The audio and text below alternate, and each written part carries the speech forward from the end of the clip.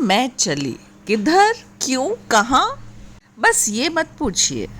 अचानक ही एक दिन ख्याल आया कि कितनी ठंड पड़ रही है। चलो बैठ जाओ, इस पे बैठ जाओ, इस सर पे बैठेगा। फिर क्या था, हेमा को साथ लिया और सोच लिया कि बिस्तर बनाने हैं। किसके लिए? अरे भाई, वो इंडीज है ना, सामने वाले स्टेडियम में। वो मेरे बच्चों से कम थोड़ी हैं, उनको भी तो ठंड लगती है। अब ये न समझ आए कि बिस्तर बनाए तो बनाए कैसे। पास वाले घर में कंस्ट्रक्शन चल रहा था। सोचा क्या, पूछा, अरे भैया आपके पास ये बैग्स खाली हैं क्या, सीमेंट के और दूसरे जो चीज़ों के बैग्स आते हैं? हाँ हाँ भाई मैडम हैं। अरे तो फिर आप ये बैग्स हमें दे देंगे क्या, बड़े बड़े साइज वाले? हाँ बिल्कुल दे देंगे। बस बैग इकट्ठे किए गए। हेमा ने फटाफट उनको धो के, उनका सीमेंट वगैरह सब निकाल के उनको एकदम क्लीन कर दिया। अब इसमें भरना क्या है? कॉटन तो मुझे भरनी नहीं थी, क्योंकि वो ओस में भीग के बिल्कुल ढीली हो जाती। फिर मैंने अपने सारी स्पीक वाले ग्रुप से कहा, अरे भाई थोड़े दिन में हम मिलने वाले हैं, जिन जिन के पास एक्स्ट्रा कपड़े हो, बेकार कपड़े हो, वो प्लीज़ लेते आना अपने साथ। उनमें से सौम्या अत्रे ने मेरी पुकार सुन ली और वो मेरे लिए लेकर आई पुराने पर्दे, पुरानी चादरें। फिर मैंने अक्कल के घोड़े थोड़े और दौड़ाए और मुझे ध्यान आया कि पास में ही टेलर है, और क्यों ना वो टेलर भी कोई स्पेशल टेलर है, बिकॉज़ उसके यहाँ फैक्ट्री की शर्ट्स बनती हैं। मैं रात में ही उसके पास गई। मैंने उससे बोला कि ऐसे ऐसे मैं डॉग्स के बिस्तर बनाना चाहती हूँ, क्या आप मुझे अपनी ये एक्स्ट्रा कतरने दे सकते हैं? हाँ जी मैम, जितनी मर्जी ले जाइए।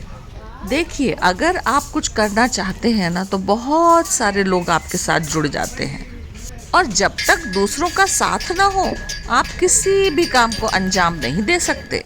और जब मिलते हैं चार हाथ, फिर तो बस काम पूरा होना ही है। नीचे से हमने प्लास्टिक ही रखा, अंदर हमने खूब सारी कतरनें भरी, और उसके ऊपर से जो सौम्या मेरे लिए कर्टन्स और बेडशीट लाई थी, उनके टुकड़े काट काट के हमने हाथ से सिल दिए, और फिर बीच बीच में भी थोड़े थोड़े टाके लगा दिए। आसान नहीं था ये काम।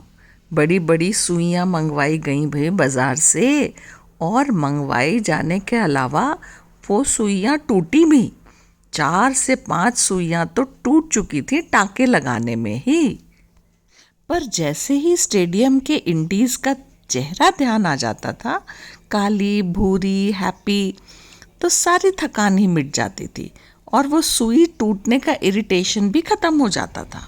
ऐसे करके हमने इनके लिए ये बड़े ही प्यार से बिस्तर तैयार किए, और फिर हेमा को संग लेकर स्टेडियम में चले गए और ये बिस्तर लगाने का कार्य किया। क्या पता था कि हम इनसे कहेंगे कि यहाँ बैठ जाओ और ये नहीं बैठेंगे, पर अनुभव बहुत प्यारा लगा। पहले से ही मैंने रिसर्च कर ली थी कि ये डॉग्स कहाँ कहाँ बैठते हैं। अब ये तो आज़ाद पंछी की तरह है ना, कोई कभी कहीं बैठता है, कभी कहीं बैठता है। पता लगा बेंच के नीचे भी बैठते हैं, ये तो मैं हमेशा देखा ही करती थी। फिर कहीं कहीं घास के ढेर यहाँ के लोगों ने उनके लिए बना रखे थे, तो उन पे बैठते हैं। तो बस वही 2-3 जगह चूज करके मैंने अपने बिस्तर लगा दिए। और ये देखिए, बेंच के नीचे क्या मस्ती से बैठे हैं। भूरी, आजा। हैप्पी, आजा आजा बेटा, बैठ तो सही इसके ऊपर। ओफो, तुम तो आ ही नहीं रहे हो। अरे भाई क्यों आएंगे? जब इनका मन करेगा तब बैठेंगे, जब मन नहीं करेगा तो घूमेंगे। परंतु एक ने तो मेरा कहना मान ही लिया था, मेरा नहीं, हेमा का। उसने जो डांट लगाई इस छोटे वाले को, फट जाके अंदर बैठ गया। ये है हेमा, जो हमेशा मेरे हर काम में मेरा साथ देती है। बिस्तर बिछा के मैंने महसूस किया कितना सुकून है इस पल में, मेरे लिए भी और मेरे इन इंडीज फ्रेंड्स के लिए भी।